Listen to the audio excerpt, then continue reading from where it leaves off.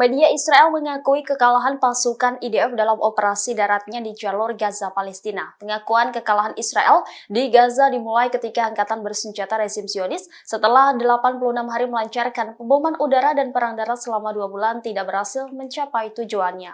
Aksi militer Israel disebut tidak akan mampu menghabiskan rudal Gaza.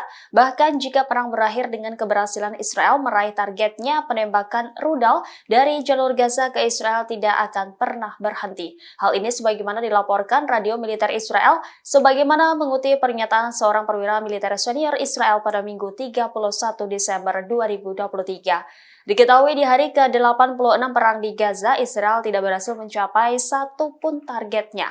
Adapun target Israel diantaranya adalah menangkap pemimpin Hamas Yahya Sinwar, kemudian juga membebaskan tawanan Israel yang ditahan di Gaza. Sebaliknya, rezim Zionis hanya menambah jumlah korban tewas dan kerugian besar imbas hancurnya peralatan militer. Padahal sejauh operasi daratnya, Israel mendapat dukungan penuh dari Amerika Serikat. Bahkan sampai saat ini, AS terus mengirim persenjataan ke Israel. Download Tribun X sekarang, menghadirkan lokal menjadi Indonesia.